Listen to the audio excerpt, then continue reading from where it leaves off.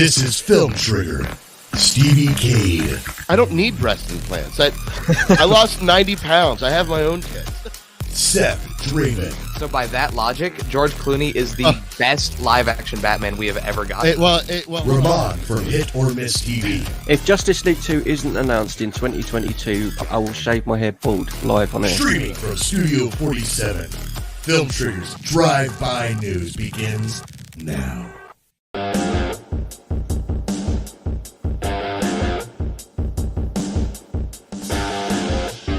Hello!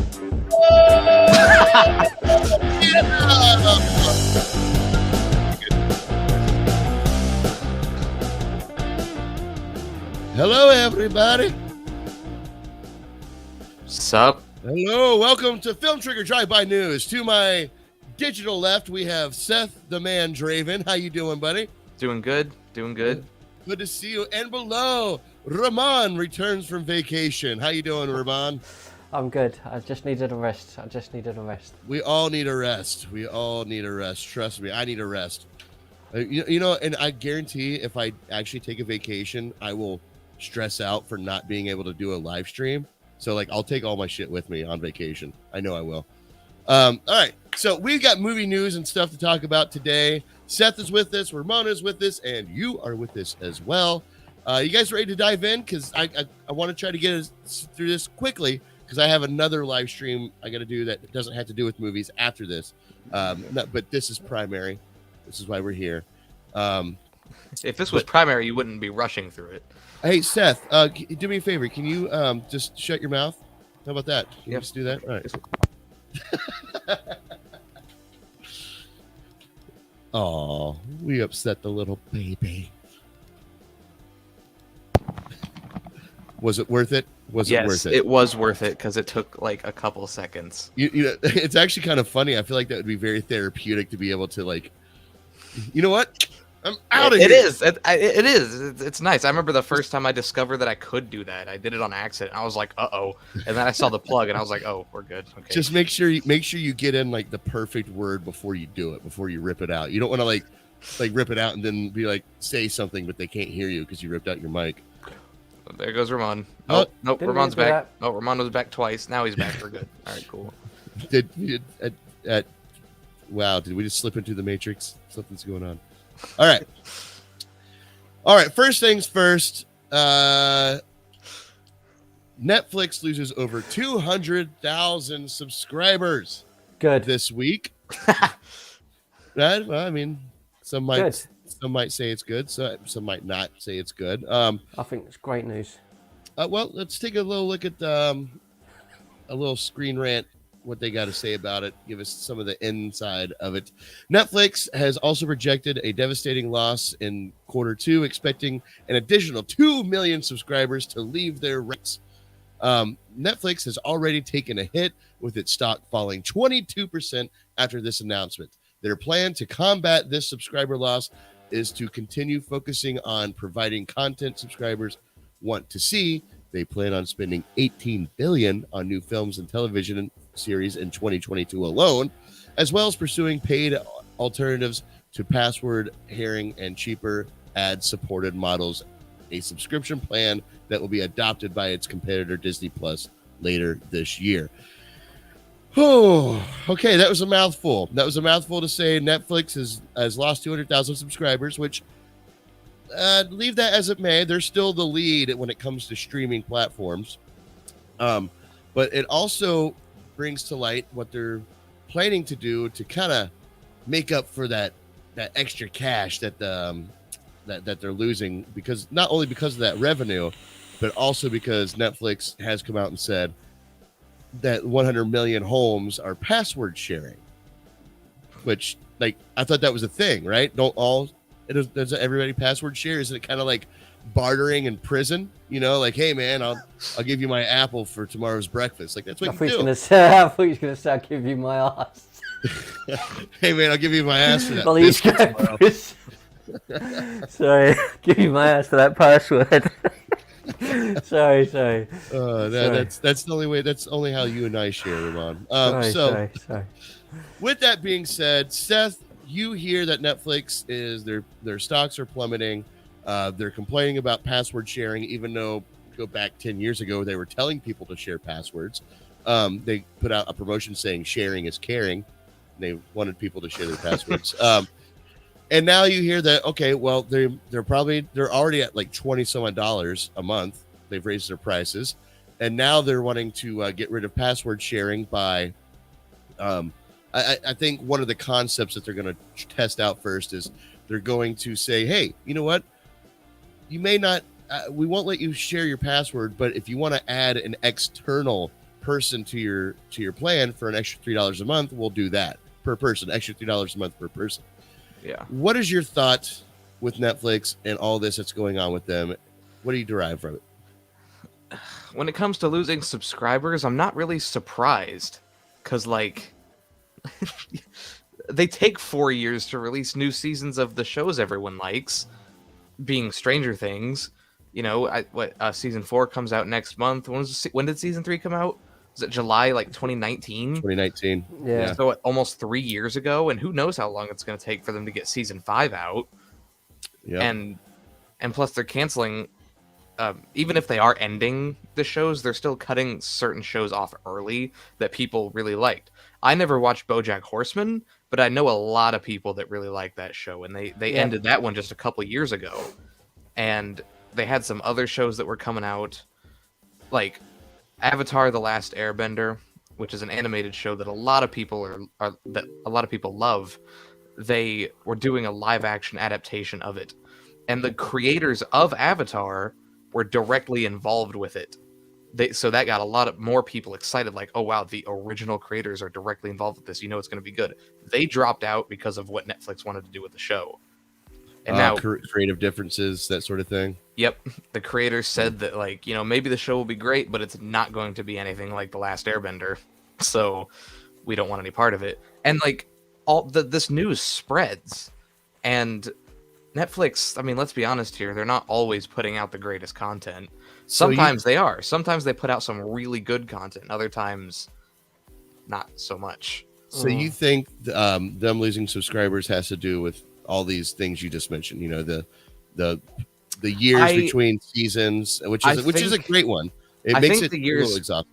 I think the years between seasons mainly is a big thing. Also, the binge thing. Like, I know people like to binge, but like you binge it in a day or two and then you're done talking about it for 3 years. Like, right. Yeah, that is a problem. Ramon, what are your thoughts on Netflix losing their shares and also blaming password sharing and raising their prices and possibly coming out with a new ad-supported model, which they've never had before? I wouldn't pay any more than I do already for it, to be honest with you. I've got it TV here. I've got it in the front room, and I do actually share it with my sister, but she's in a different household. I get that. I can get it from the perspective of a business plan model, but I mean, I don't know if I would keep it. I don't know if it's just to do with the time scale in which these shows. I think the pandemic hasn't helped 100%. The pandemic hasn't helped because we've not had stuff being made as much. However, as Seth pointed out, there's only really a couple of things, and I personally, myself, speaking for myself, I only got it for Stranger Things. That was the initial reason I bought it, because I'm fanatic for that show. I'm a nightmare. I love it. But as Seth said, it's, you know, every 3 years. Realistically, I haven't cancelled my Netflix at any point, but there's nothing really stopping me from doing that now, because when I think about it, I'm only watching that. You know what I mean? And like the odd something might come out. There was a movie last year, The Harder They Fall, was a Netflix movie. I really enjoyed that, but it's sort of few and far between. And again, there's so many other platforms. You've got Prime as well with The Boys. You've got there's Peacock, which I don't really use that much, but that's got a couple of good ones. You use HBO Max. Yeah. You know, there's a lot of different platforms. So I think Netflix will continue to lose a lot unless they, being blunt, they need to create more and decent content. And it's not that I don't think they're terrible. I don't think they make terrible content, but like say for example, I love Stranger Things. I go, well, that's it. Then I love Amazon because I love The Boys. But then that sounded weird. I love Amazon because I love The Boys. No, but like, but what I mean is, it's only really the odd show, really. And they take too long as well with getting a lot of things like Titans, DC Titans, which I love anyway. That comes out over where you lot are as it's out. We're still, the season that's just come out of Titans is still not on our Netflix yet. We're still on the season before. Oh wow! It's still, I think season 4 of Titans, weren't it? I think it was season 4 or 3. Season 4, yeah. Season 3 was the most recent season. Oh, they're filming 4 right now. Right, yeah. So season 2 is the last one that was put on Netflix over it. Like, so people again, like I watch that, so I'll go to another platform to watch it. I'm like, well, why do I need Netflix? It's only for Stranger Things, and if that's only every 2 or 3 years, I don't really. What about Cobra Kai? Is Cobra Kai Netflix? Yeah. Yeah. Yeah. So there's a couple of things. There is a couple of things, but I think in general, I think they need to have. I don't know whether it's TV series or they need to have more consistently good films. Maybe I don't know. Well, I mean, when it comes to the streaming wars, I think this is finally a possible result of the streaming wars we've talked about. You know, like we knew it was going to happen eventually. They're going to battle each other, and somebody was going to start losing subscribers. It just happened to be Netflix. Even though they're still winning the actual streaming war, they're losing this battle of subscribers. But there's also something to remember that they pull out of that war that's going on with Ukraine? Over there. Russia attacked. I can't remember. Yeah. Ukraine. Yeah. Thank you, Ukraine. I couldn't think of the goddamn. I couldn't think of it. Or Russia. Yeah, they pulled all of their Netflix from that, from all their subscribers. That was like 700,000. Good point. You know, so you have that, but even with that, they still only lost 200,000. So they gained so many to make that loss not as big as it was. So it's not as black and white as it seems, you know. As for when it comes to their Netflix sharing stuff, I mean, listen, we've all been riding that free ride for a little too long. I think it's been one of those things that we've been like, okay, how long is this really going to go on? Because I mean, 100 million homes are password sharing. That is potentially, and you think 100 million homes, how many people are in those homes? Let's say you have, you know, one adult child in that home, or one adult child that's moved away, and that's part of the 100 million. That's still a million viewers that you could be having, you know, or they upcharge to the $3 extra to have that person added to it. Like I kind of agree, password sharing is not the most honest thing to do. But at the same time, I don't think they really knew how to control it before. But I think they're coming up with the concept. And, well, as I said, they're going to do a little test run with it and see how it rolls. I think they'll lose a lot. I do think they'll lose a lot. I don't know, is it Amazon or one of them that has a thing where if you share a password, you've got to have, I think on Netflix, you're allowed 2 logins. So I've got one for my name and one for my sister's name. So you can only have those 2 names log in at any given time. So that to me shouldn't matter where you are realistically. Like, I think that's fair. If they've got a limit on it like that, you can't really then share that same thing with 1,000 people because only one person, you know, I can log in and one other person can. So as long as it's shared, it's only 2 people that can, or something like that in the accounts. I think that's fine. If they do it where you've got to pay for every single person, I just think that's. I can see from the perspective of the business model, but at the same time, you're going to lose. I don't think that's what they're saying. I don't think they're saying you got to pay for every person. What they're saying is, I think they're going to track your where you're using it from. Yeah, where you're using it from, and anything outside of that is what gets charged extra. So what happens then? All right, me and you, we're gay boys, we're married, yeah, and you're a screenwriter. I'm a producer. I travel around the world. You travel around the world. So every week, my Netflix is in a different location. So that means every time I go somewhere, I've got to pay for a different thing again. and then you've got to go around and pay again as. See, that's I think that's the slippery slope. I think that's the part that they're trying to test out and see how they can actually do that. I think they should just stick with it being, if you pay for an account, say for example you pay for an account, right, it's $12 or $20 a month, right, that $20 allows 2 sign-ins to an account or 1 sign-in to an account at once. If that's the case, it doesn't matter, because if you've got one person with one account that can only sign in at one time, it doesn't matter if I share it with 1 million people, only one person is still going to be able to use it. So they're not really losing anything, because I'm going to be wanting to use it at night. If I share it with someone else, they're going to want it to use it at night. So you can't have 2 people using it at the same time. So I think if they've got it like that, yeah, I can understand the piracy thing, but as we've seen, you can never beat. You can't beat it. You cannot beat piracy. There will always be a way to find a way around these things. And I think as long as it keeps to a level like that, but again, I'm not going to, if it's another like $5 or whatever it is on top of what I'm already paying, I'm not going to pay it, because like Seth said, there isn't actually enough for me at the minute.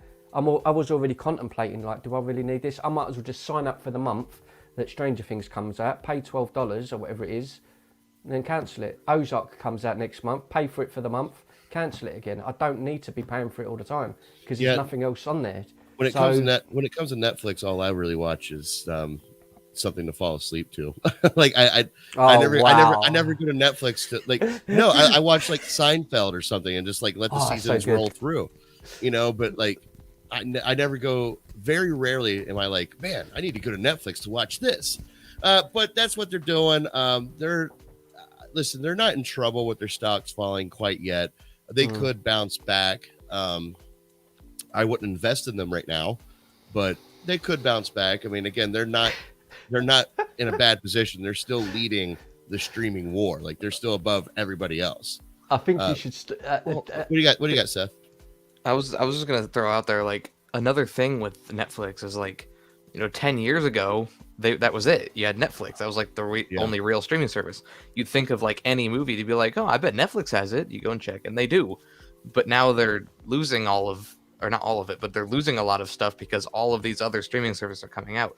Peacock, HBO Max, Disney Plus, Paramount Plus, like Amazon Prime. These are all becoming their own thing, because the big thing that Netflix had for a very long time, the 2 big shows were The Office and Friends.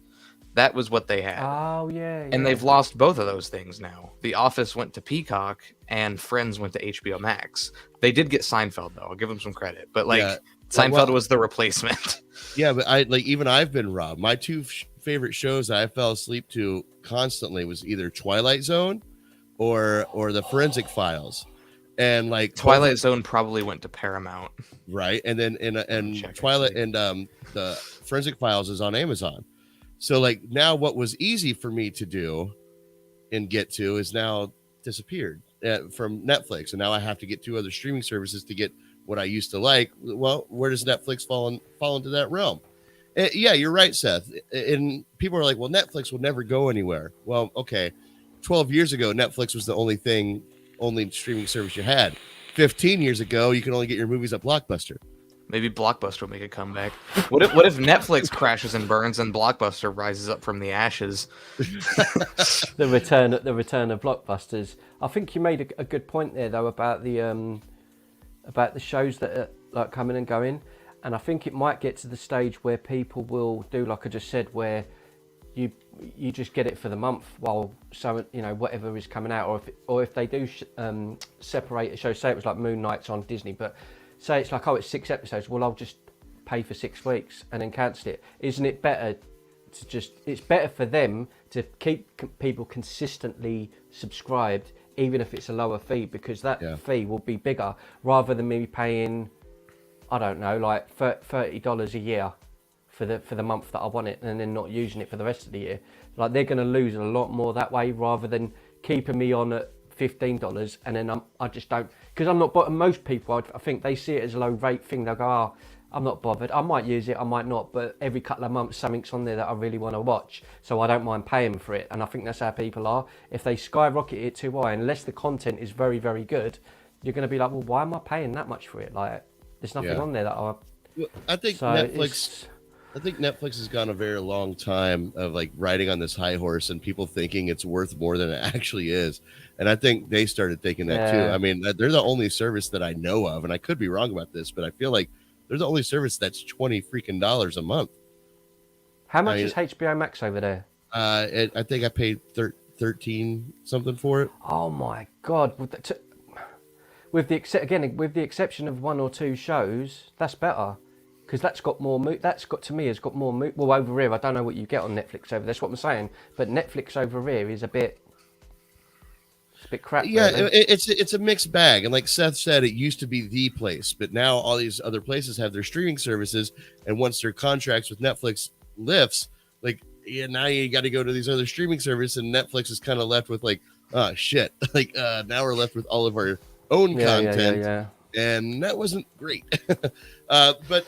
There you go. Netflix is losing money and is now not only hiking their prices up, but trying to figure out a way to get more money, or to charge for houses that keep password sharing from happening. If you're listening to us or you're watching us live, please comment. Let us know what you think about that. Are you pissed off about it? Do you think you are entitled to have a Netflix password share if you want, and they're being ridiculous? Or do you think, it's kind of like piracy? So let us know in the comments below, or you can also give us a call live, 740-527-3447. All right. Excuse me. Our next, oh, damn. I hate this. Okay. So the next thing we're going to talk about here is a movie that I've been really, really looking forward to, man. This whole monster universe. Yes, I know, Seth, it's not technically the Monsterverse, but that's what I'm going to call it. I didn't say anything. Well, you've got on to me before about I know you hate people interrupting. I know I do it all the time because I get excited and stuff. But you know what, right? I've got to say it. I really love Seth. I do. Seth is such a cool dude. Like, you're all right, Steve, but this guy... I appreciate it, Ramon. He's not wrong. This guy's a fucking legend. Like, yeah, I know. I'm just throwing it out there. That's it. There you go, Seth. He's that guy.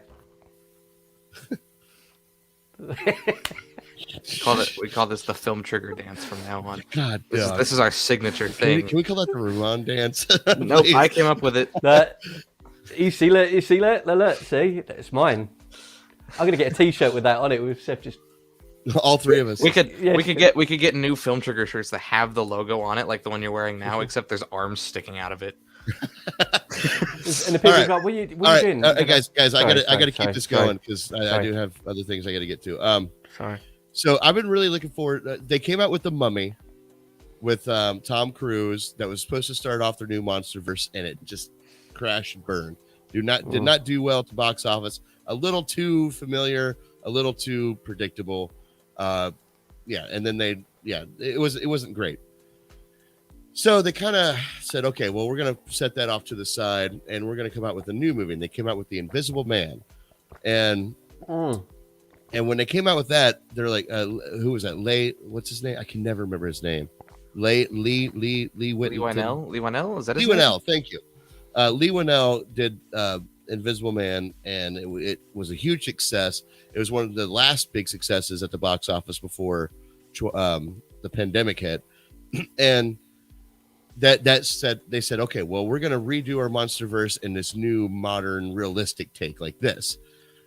And one of their announcements was Dracula. And I've been really, really excited to see this Dracula movie. It was supposed to be a Dracula that he was going to be called Vladimir, kind of like the Impaler, named after him. Vlad the Impaler, yeah. Vladimir, he's going to be named Vladimir, and it was supposed to be like some creepy guy in his basement, and somehow Dracula. I don't know how it was all going to pan out, but it was supposed to be more scientific than mythology based. Right. Well, Blumhouse Dracula movie is scrapped 3 weeks before filming. No. Yep. What is as in? I thought it was like put on hold. Do you mean like the whole? Oh, what? That's a shame, man. Here, I got a little snippet from Collider here. It says Karen Kuzima's. I hope I didn't butcher that name's Dracula-inspired movie. Mina Harker is no longer moving forward at Blumhouse and Miramax. Deadline reveals. Production on the film was set to start next month, but the whole project got reportedly scrapped due to creative differences between Miramax and the filmmaker. I'm glad then. Because when they say it's create a difference between the filmmaker and the studio, that means the studio are like, no, don't do it like this, do it like... No, Yeah. I wouldn't have wanted that. I would have wanted to go down the route that Invisible Man did, because that was a surprise. And like I said last time, I thought that was going to end up being a bloody comedy, and it wasn't. It was actually scary and kind of freaked me out. I didn't even know they were doing this version of Dracula. The only one I knew of was the Nicolas Cage one.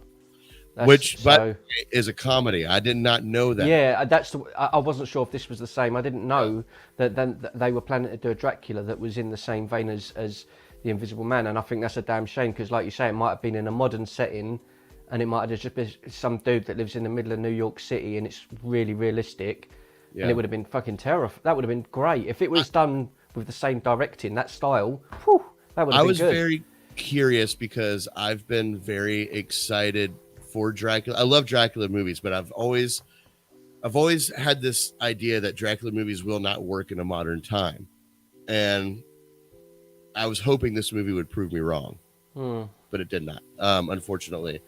Seth, what do you have? Do you have any thoughts on this? Were you excited for it, or you don't really care, or just more from Universal, which I think eventually would have been put on the Blumhouse? My guess here, like I'm not the biggest horror fan. You guys know that, but I was still curious in a modern Dracula.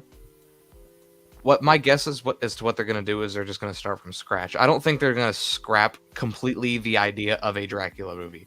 They're probably going to go right back to the beginning and just explore different ideas with Dracula, whether it be modern or maybe they'll take a step back and bring it back to the 1800s. I don't know what they're going to do, but I don't think they're going to abandon Dracula entirely. I think just this current version is scrapped. I think they'll revisit it though. But yeah, it sounds like they're going to revisit it just with a director that's on the same page as they are, which is odd because like I have a hard time understanding how you don't understand you have creative differences until 3 weeks before shooting. You know, like I feel like that should have been something rectified or noticed beforehand. That's what they always say. They always say creative differences. AKA this person's an asshole. Yeah, but we're going to say creative differences. I think either way it's a bit concerning because, again, we're just going by, well, I am going by the assumption that it's the director that's going in the direction we would want it to go in, and it's the studio that's trying to mess it, make it the traditional whatever, but it might be the other way around. That I don't know. I hope that's the case, because if they come out with a Dracula and it's, oh, look, it's like Morbius, if it's that sort of effort that goes into it, it'll be maybe that's why they canceled it. They're just like, oh, maybe we can't do but vampires. It might be something in that. But I think, again, after the Invisible Man, if they've kind of found a formula there. They've kind of found something that works. Because it mixed it up a little bit. And again, I don't remember the last time I saw a Dracula film or one, even The Mummy. I haven't seen one of them the last time that was scary. The Invisible Man freaked me out. Like, I was like, this is creepy as hell. So it needs to, the time for me doesn't really matter. It just needs to get back to that where you're afraid again. And then it will do, it'll be successful. But we'll have to wait and see, I guess. Yeah, well, wait and see. Listen, I'm perfectly okay with ditching this for now and watching the new Nicolas Cage Dracula movie, Renfield, because listen, when that was first announced, if you guys remember, I hated it. I was like, this is ridiculous. I can't believe Nicolas. How am I going to take this movie seriously with Nicolas Cage? But then I learned that it's a comedy. I didn't realize it was a comedy, and I was like, wait, this is a comedy that's going to be pretty much based off Bela Lugosi's Dracula. Sold. I am sold with this. Didn't you have the same problem with Shazam? Like, you saw the set photos of the suit in Shazam, and you were like, oh, how am I supposed to take this seriously? And then you saw the trailer, and you're like, oh, that's a comedy. And well, so... No, I don't quite remember. But I haven't seen a trailer from Renfield, so it's not exactly the same. I just, the whole movie switched in tone, but... Okay. I see what you're comparing it, but I don't see the exact comparison, but maybe I'm missing it. But I still don't like Shazam, so it doesn't have anything to do with anything. I guess I'm failing to understand what your point is. Fight. Well, no, I don't understand. Like Yeah. he brought it up. I can't figure out like what the connection is. Like, yeah, I mean, how many times does that happen where I saw something and then I saw it later? I'm like, oh, I didn't understand that was that. You know, like. Well, I'm talking specifically about you thinking we're supposed to take it seriously, and then you find out it's a comedy. Oh, maybe you're remembering something I don't. I'm getting old, man. Senile Yeah, but then up here. Stevie, I made the same mistake with *Malignant*. I hated it, didn't I? I hated it because is it John? Who done it again? Not John Woo. What's the guy's name? James Wan. That's it. Sorry, yeah. So You racist fuck. no, John Woo does. He done Hard Target with Van Damme. He's the Asian director. John Woo is the one who does the martial arts. I got mixed up, but because he does The Conjuring and all that crap and Annabelle and all of that, I was expecting that. *Malignant* is more goofy and comedy. So I hated it because I didn't know beforehand going in. I was expecting another scary. So when it started going all silly, I was like, oh my God, what is this shit? Whereas if I was prepared for that mentally beforehand, knowing it was going to be like that, I might have found it really funny and enjoyed it. Yeah. So exactly. That's how I felt with Renfield. Yeah. Now that I know that's a comedy, but that's neither here nor there. But so while movies that we were looking forward to, like Dracula, is being scrapped, guess who's still making movies? M. Night Shyamalan Ding Dong's new movie, Knock at the Cabin, starts filming. Listen, I give the guy flack because he's in the namesake of Ramon's channel. He's hit or miss. Like his movies are either really good say that. or they're not good at all. And so like when you hear a new M. Night Shyamalan movie's coming out, you're like, okay, we'll see. Not inspiring, yeah. Yeah, we'll see how it goes. But a little bit on the movie here. It says Shyamalan recently announced Knock at the Cabin is his next feature, along with the release date of February 23rd, 2023. The cast for the film includes Rupert Grint, Dave Bautista, Jonathan Groff, Nikki Ameka Bird, Ben Ulrich, and William Ragsdale.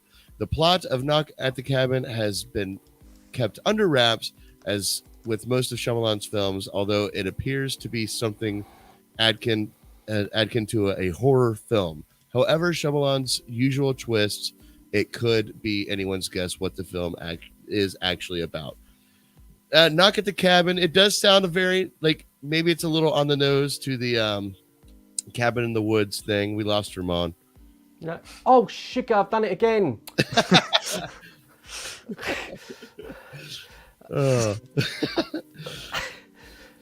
Okay, well, welcome back, Ramon. Hi. So M. Night Shyamalan's new movie is being made. Seth, please let us know, how excited are you for this movie?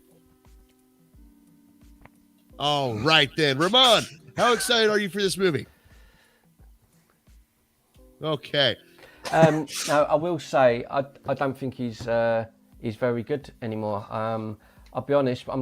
That's why I cut myself off. I'm looking up some of the stuff we brought out before about Unbreakable, Glass, and Split, which are absolutely bloody brilliant movies. Yeah, absolutely. Glass was the last one, which was 2019. I didn't enjoy it. The Visit, The Happening. You know, it's probably one every 15 years of his that I go, that's a great movie. So it's not in a bad way. He has made some incredible work, but so I don't know if I'm right or wrong, because at least he does something different, and I respect that he tries to do his own thing on that front. So I can't. Yeah, he's just become undependable, and I mean undependable in the way of for the studios, and undependable for the audience. Like, he's very just middle of the road. His movie, when it's really good, it's pretty darn good. But for the most part, it just all seems like a basic rehashing tone of all the other movies. You know, the only way like he can really save himself from himself is if he comes out and says, well, actually, all my movies are in the same universe, you know, like, and then tie them all together. And we didn't realize his master plan until now. And then we all do a standing ovation for the genius that is M. Night Shyamalan Ding Dong. My views changed. I'll tell you when it was. It was literally when because I was probably like you as well. When he was doing like Signs and The Sixth Sense and Unbreakable, around that like 2000s up to around 2008, 9, he was like, all them movies were in that same sort of vibe. And you're like, oh man, I like his stuff. And the movie that changed everything for me, because I remember at the end of it, it was Mark Wahlberg, The Happening. And at the end of the film, I was like, nothing fucking happened. It's called The Happening. Nothing happened. Like, nothing happened. Well, technically, the movie happened. Yeah, but nothing happened in the film. So it was like, it's The Happening is, what happens in it? Nothing. Oh, Marky Mark. I can't believe that caused a transformer. All right. Oh, all right. Well, Seth, do you have anything to say about? I have nothing to say about this. Like, all right. Are you like a fan of M. Night? Like, do you agree with what we're saying? Do you disagree? Like, do you have any? I like 2 of his movies. 3. I like his Unbreakable trilogy. Everything else I've seen from him is just, eh. Yeah. Sixth Sense is a good movie, man. The Sixth Sense is a good movie. really Signs is enjoyed a that. pretty good movie. I like Signs. I know a lot of people didn't like his last movie, which was old. Yeah. Old, yeah. I know a lot of people didn't really like that one. That one was kind of mixed though. People either loved that one or hated it. Yeah. But I mean, maybe this one will come out and surprise people. But who knows? Who knows? 50-50 shot. Throw a shot at the dartboard and see where it lands. All right. So, do you guys remember J.J. Abrams had a scrapped Superman movie way back in the day, pre-Man of Steel days, called Flyby, Superman Flyby? Yeah. Well, concept art has actually come out for that, and I want to get your guys' opinion on it. See what you think here. Let me pull this up.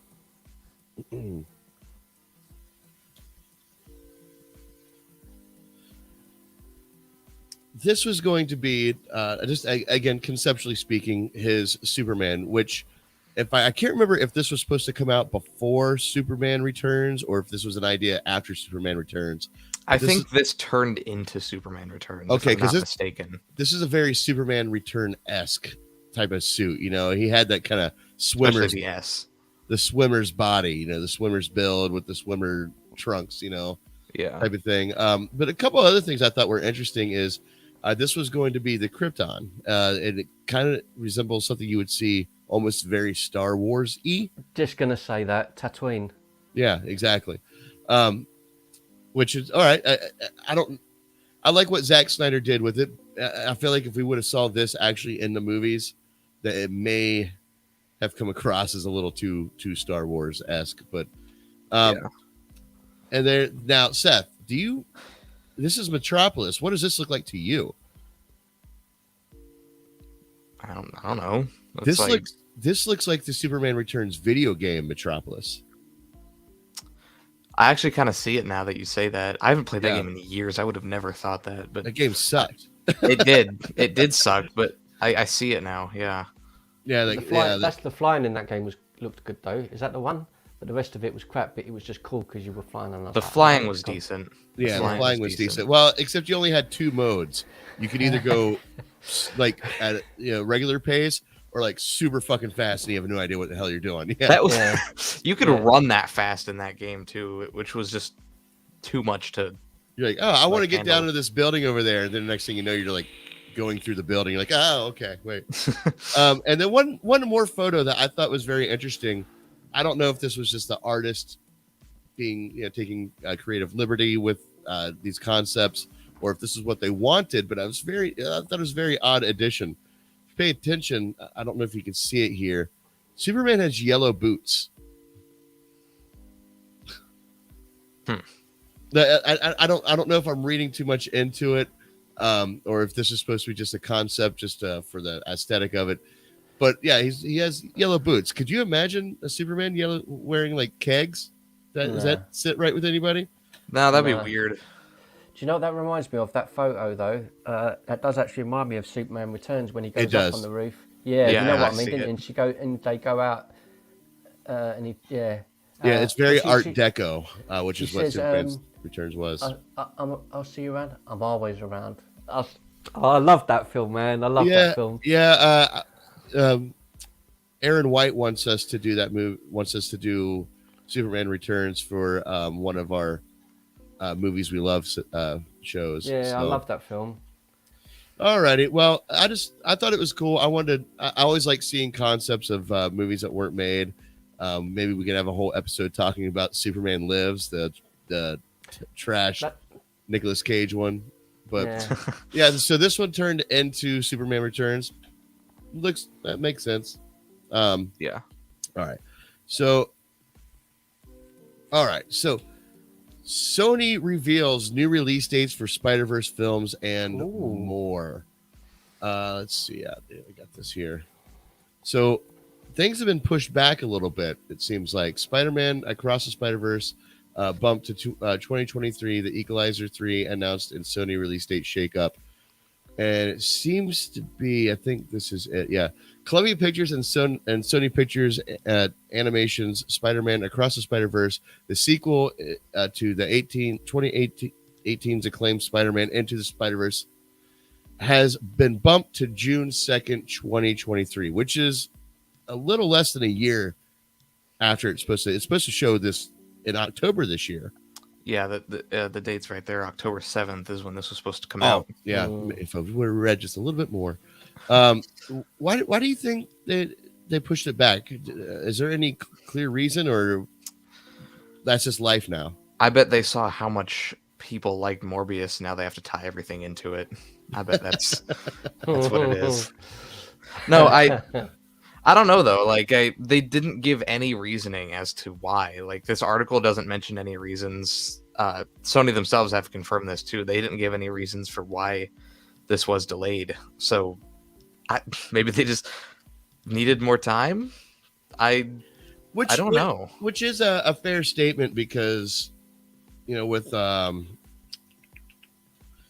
like think about the pandemic, right? You have the pandemic that happened that delayed a whole bunch of movies, but what else did that do? That also mixed up a whole bunch of people's schedules, scheduling for like studio spaces, scheduling for VFX, scheduling for, your basic crew to be there.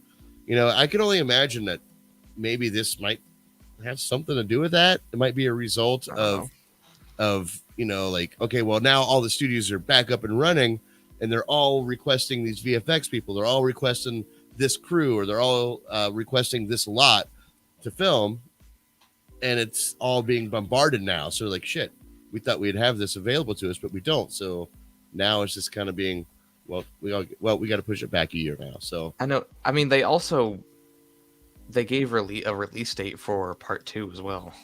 Did they? Yeah, I have it right here. Says part 1. Okay, yeah. Right here. Is March 29th? March 29th, 2024. Yeah. So it's less than a year after part 1. Okay. That's good. That would be a nice breath of fresh air right there. I mean, part 2, before this announcement, part 2 didn't have a release date at all. Mm-hmm. So that was announced here. So it's good to know that they're going to be within a year of each other, because people were worried when they announced a part 2. It was like, oh, are these going to be like a year and a half, 2 years apart, part 1 and 2? So it's good to know that they're only a few months apart. Well, you're also a big fan of the Spider-Verse movies, Seth. So like, are you pretty bummed out by this? Or are you hoping that they pushed it back just to make sure we get the best movie we can? Like, I mean, a mixture. It's both. It's both, because like, I've always seen people say this about games, and it applies to movies as well. Like a rushed movie, I'm gonna say movie, but the actual quote says game. A rushed movie is just forever bad. Yeah. But if you take your time with it, it'll eventually become good. So I think they're going to use this time to make it as good as they can. Though it does bum me out that it's coming later than it was supposed to, because I've been excited for this. Yeah. Ramon, where do you sit with this movie coming out? I don't know what your thoughts were on the previous film. Were you a huge fan of it? Spider-Verse, I absolutely loved it. Not a huge fan of animated stuff, like, not in a bad way. When I was a lot younger, I used to love animated movies. I've just kind of lost that love for animated. I respect it, but it's just not something that I always watch. Everyone was raving about the Spider-Verse movie. I watched it and I think that was a good one. Thank you for that. I think the Spider-Verse movie is fantastic, and I can't wait for the next one. So that's one of the ones that I will 100% go and watch on the big screen, because I just think it was brilliant. Great movie. Do you think that this pushback is showing signs of trouble over at Sony, or do you think this is probably just? I don't know, to be honest. Maybe. Yeah, Sony hasn't really given us a reason. You know what? Maybe we should be in a position of saying, yeah, Sony, please take your time with your movies, and actually spend time with them and nurture them and let them grow organically. Sony animation, like that side of Sony, is really confusing to me. They dropped the Emoji Movie and Into the Spider-Verse like back to back. Oh, like those are two very different movies. Yeah, the Emoji Movie is, I believe, one of the most hated movies like ever made. Everyone hated the Emoji Movie, but Spider-Verse is the opposite. It is one of the most praised movies of all time. All right, well, good. I hope it's a blessing for them, Sony. Maybe you need to take a look at Morbius and be like, let's nurture these films a little bit more, please. Thank you. All right. Now this is something that just came out a couple hours ago, and we just added it to the stream here. It says, Being Mortal suspends production due to complaint against Bill Murray. A complaint against Bill Murray. Is this it? No, that's not it. Here we go. So we've all known Bill Murray to kind of have a dry sense of humor. He's been known to kind of have an attitude towards people. He has a little bit of grit to him, a little bit of gristle. But let's take a look at the article here from Variety. Or Deadline, I apologize. It's from Deadline. Let's see. Following the news that production was suspended on the Searchlight film Being Mortal, sources tell Deadline the reason for the suspension had to do with a complaint against star Bill Murray for an inappropriate behavior. It is unknown at the time what Murray's involvement in the project will be going forward, as the investigation remains active. Insiders add at the Aziz Ansari, Hey, I got it right.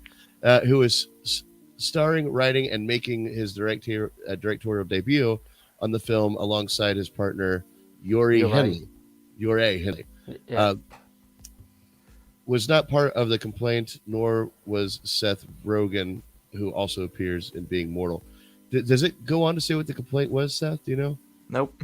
Doesn't say what the complaint was. Oh, because it's still being investigated. Well, yeah, but okay. So Bill Murray, what if you were to fathom what a complaint against Bill Murray would be? What would you be? Anything.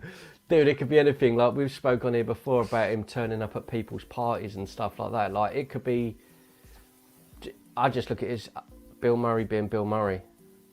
Right. I was going to say the same thing. I was going to say, is this where old gritty Bill Murray, who makes it like a comment about somebody's acting, which he's been known to do before, especially on the set of the Angels, Charlie's Angels. He mentioned something to one of the actresses about her acting, and like they've had a feud ever since. Could this be really where Bill Murray meets a woke nation? Probably. Where what he said for a long time, which a lot of people put under the rug because he's Bill Murray, and somebody stands up like, "You will not talk about my acting this way. This is inappropriate." And I'm going to the boss about you. Yeah, good point. That's just my thought. Seth, what do you think about this? Do you think we need to worry about Bill Murray's career? Or like, do you think it might be something crazy? Like Bill Murray just like slap somebody in the ass, or with the Ezra Miller route and try to hurt somebody for singing a karaoke song?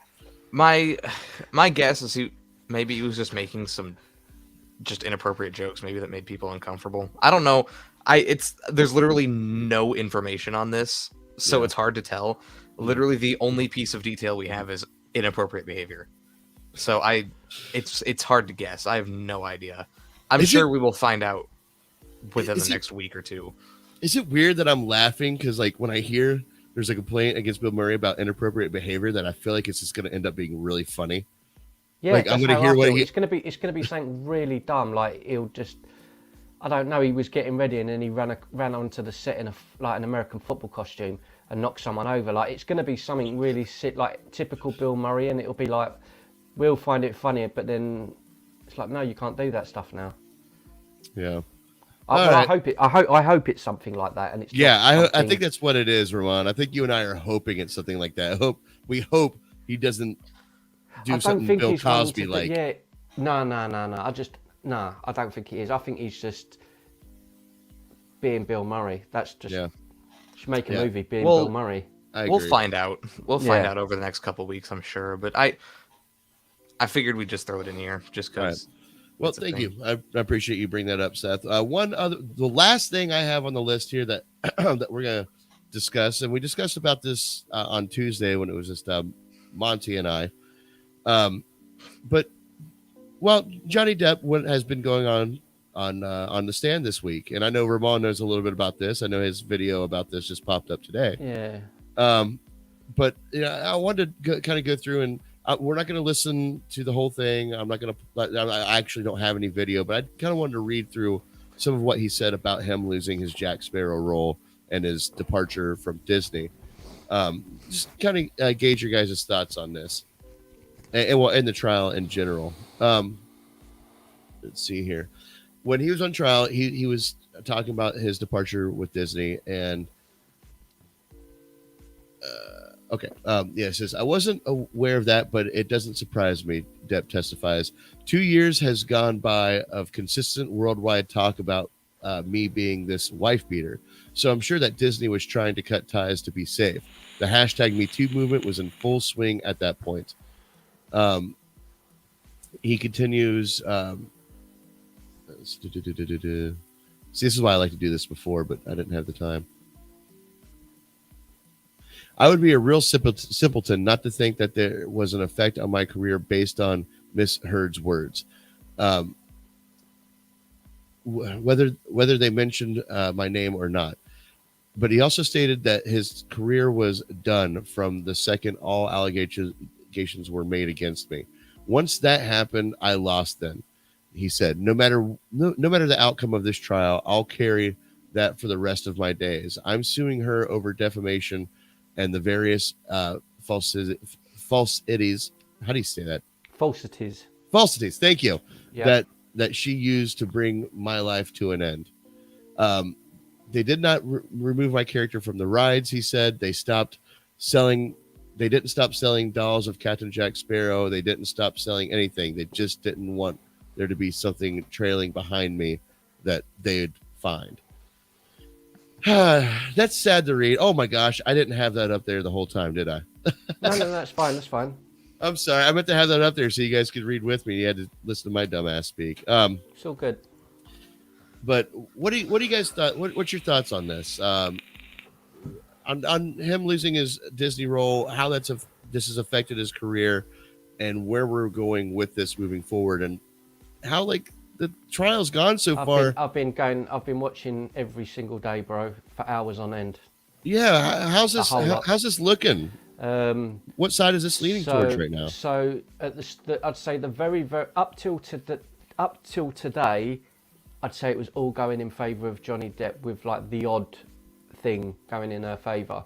Today was a bit more awkward, I would say, and what I mean by that, again, I don't know if you have watched or read anything that's been said, but let's put it this way: we all know that it all came about because he apparently beat her up and he abused her and all of that stuff. It went to court in the UK. He lost the case because he apparently beat her up. She got black eyes and a broken nose. The first or second day of the court hearing, they brought on a doctor who they've got their own doctor that sees both of them. Right. And in December 2015, he apparently broke her nose and gave her two black eyes. I don't think anyone ever believed that to be. I just don't think people believe that anyway. But the doctor was on there and he said she was given a medical that week. He brought up the medical examination document and she was in perfect health. No broken nose, no black eyes, no bruising on her body, nothing. So she lied about being abused by him. That's one thing. Because that's gone out of the window right at the beginning, the attorney on her part, Mr. Rottenborn, which is a hilarious name, has gone on to attack his character, and it's been quite difficult to watch. Now, there's two sides to every coin, as Stevie always says, with devil's advocate. You've got to look at both angles, and sometimes I don't, because we love Johnny Depp. And there has been instances of stuff that's come out, And let's be honest with you, he's a drunk, he likes to smoke weed and he does drugs. However, that doesn't characterise him as a wife beater or a woman beater. There's been absolutely zero evidence within the whole trial so far that suggested that he actually laid a finger on her.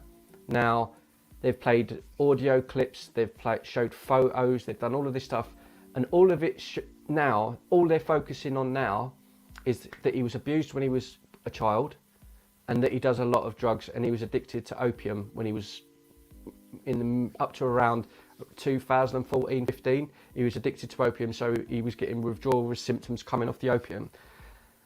She attacked him, chopped off his top of his middle finger. Again, in all of this is supposed to be about a man who's a woman beater. There's been zero evidence, and no one has actually come forward on her side and said, yeah, I saw it, I know that he did it. It's just her word. Johnny Depp's side has gone, I've got this witness, this witness, this witness, this witness, this witness, this witness. I've got doctors, I've got reports, I've got medical things, I've got video footage, I've got audio. So I don't understand where it's going to go. However, because it's a defamation suit, what they're trying to now do is paint him as a druggie who doesn't know what he's doing. And they're trying to label it like he's this monster. And I don't buy into it, but it's quite cruel. Like watching it when he's on the stand. I know they've got to do that because they're trying to win their side. But they played an audio clip today of him when they got off of an aeroplane into Australia, I think it was. And he was in a car and you could hear him crying. And like in the back suffering goes, it hurts so much, it hurt.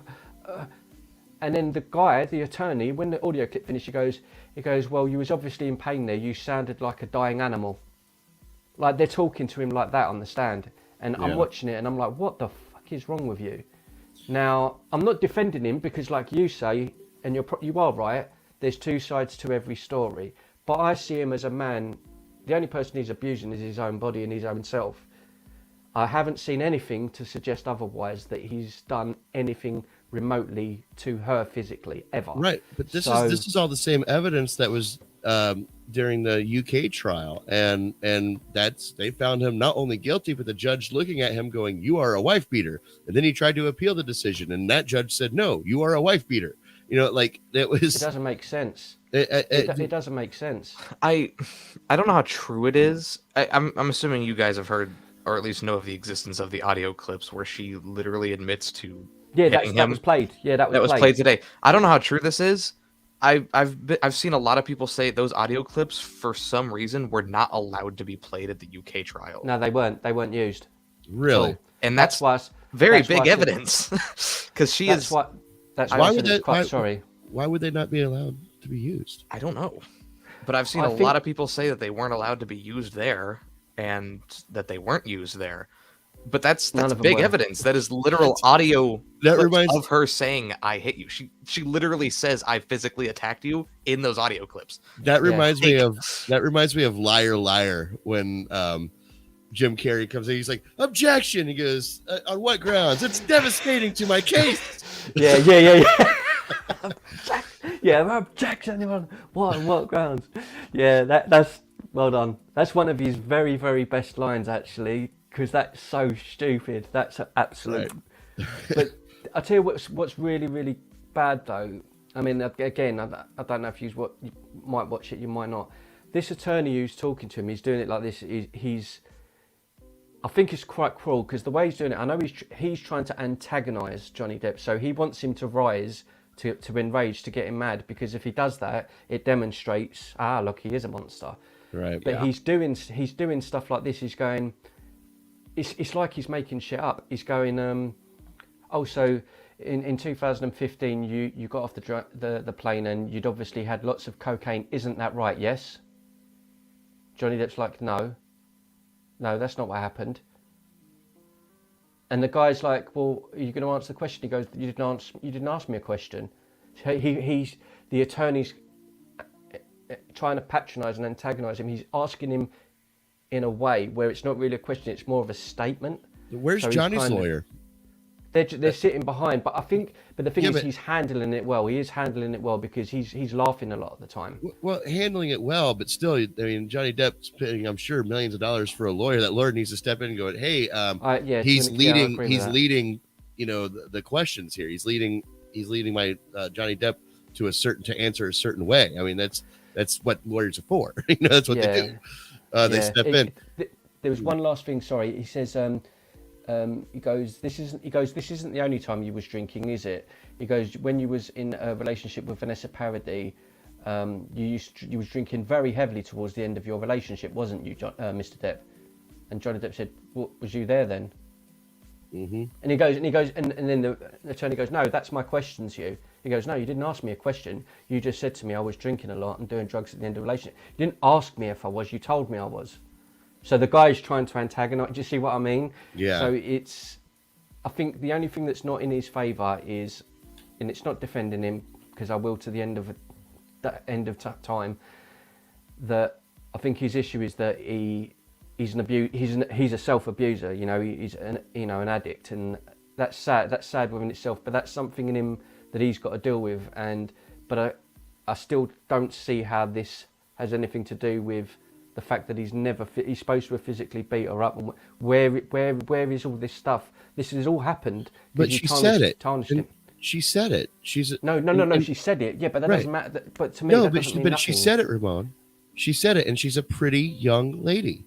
Okay, just look at her. Yeah. For God's sakes, look at her. Not a scratch on her. She's so precious. That means she's right.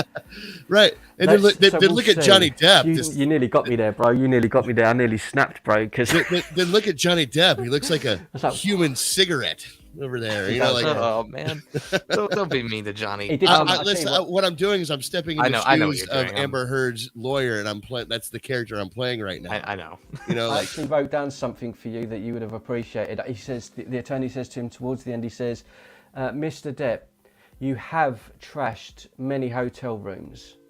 Is that correct?" And Depp looked at him and he smiled and he goes, "Yes, I have assaulted a couch or two."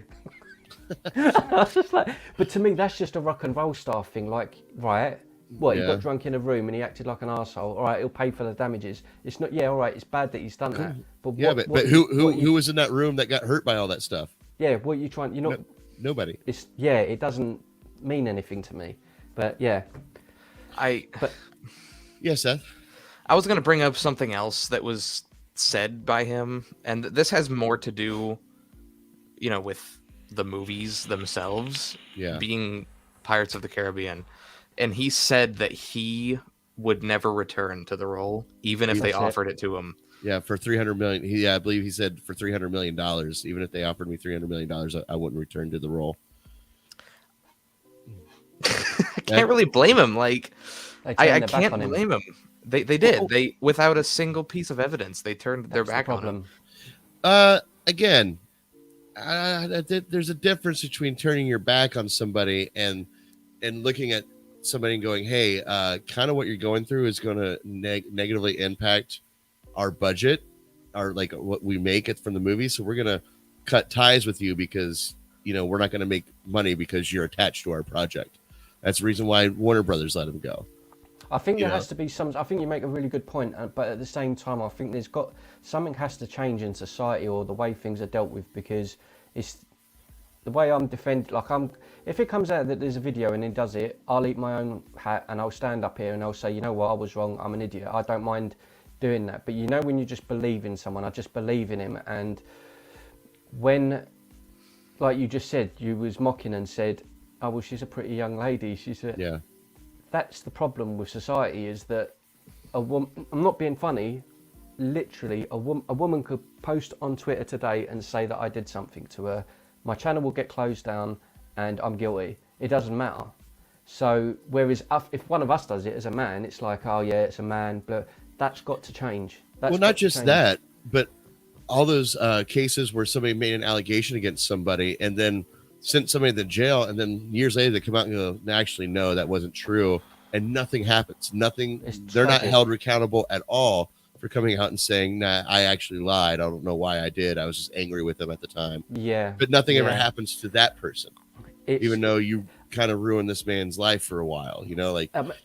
yeah, it's just I don't know what the answer. I don't know what the answer is with it, but there's like the things that I feel like I can identify with him as a character, like as a human being, because the sort of stuff that they were reading out, like they were reading out a lot of text messages, and as evidence, and every time he would the attorney, their attorney, Amber's attorney, was trying to speak about his daughter Lily Rose, and they'd already made a deal to keep the children out of any sort of discussion. That's void. You're not to bring that up. The kids are. There's enough evidence. If there's evidence, there's enough there.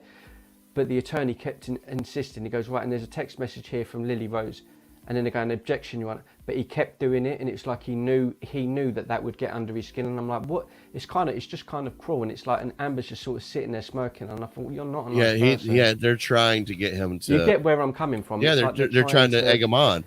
You know, it's just like that that Tom Cruise movie with Jack Nicholson, you know, where he's egging Jack Nicholson on. He's like, just tell me the truth. Just tell me the truth. And then he goes, you can't handle the truth. You know, like that's exactly what they're doing. So, well, listen, all I hope is that the truth comes out and whoever is the guilty party is punished. I want to say Team Depp. I really do. But I think this, if not anything else, this is a humbling situation for him. If he comes out of it and like say, let's just, figure or imagine that Amber Heard loses this case. I hope Johnny Depp comes out with a humbling experience. Like, hey, listen, I obviously I didn't do it, guys. Thank you for supporting me, but I need to self-reflect. There are some things about me I need to change, because I think there's definitely a toxicity here that he needs to rectify. And listen, even though I couldn't hear all of it, I did hear some of the tapes today, just kind of on and off at work. And there were moments where Johnny Depp was the toxic one speaking in that conversation, specifically the one where he's threatening to cut himself, and Amber Heard's like, please don't do that. Please don't cut yourself. And he's like, but it makes the pain go away, and like he's fishing for her. He's fishing to draw emotion out of her, and that's what I'm saying. It takes two to tango, but I think when I still look at the bottom line of what this is, as a man, his life is over and his career is finished if he doesn't prove that he didn't beat the living crap out of her. Yeah. The point is he hasn't, and this is what I'm trying to say. It doesn't matter if they go, right, oh, you did heroin, you did cocaine, you did this, you did that, right?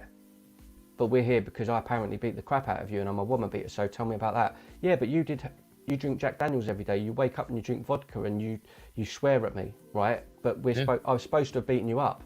I'm here because I'm supposed to be a woman beater. Right. So I can't see that they're going to ever prove that. Because as I say, as yet, every time that's brought up, they're kind of swaying away from the woman beater thing and talking about his past and his weaknesses and... Right. Smoke and mirrors. Smoke and mirrors. We'll see. Yeah. And it's interesting for me because it's something, as I told you, bro, like the Americans, man, you lot always have some excitement and, as much as sad as it is, this case, and it's tragic that it's happening, my God, it's entertaining. Like, it really is. Like, some of the crazy stuff that's come out is just, wow. Well, hopefully, this trial's, it's supposed to last for 6 weeks, I think? Yeah. It's going to be a while, yeah. So, and then it could take even longer for them to, come to a conclusion on it. Deliberate, yeah. Yeah. Well, we'll see. More stuff might come out that might change our tune next week. You can get all of our content on this subject here at Film Trigger.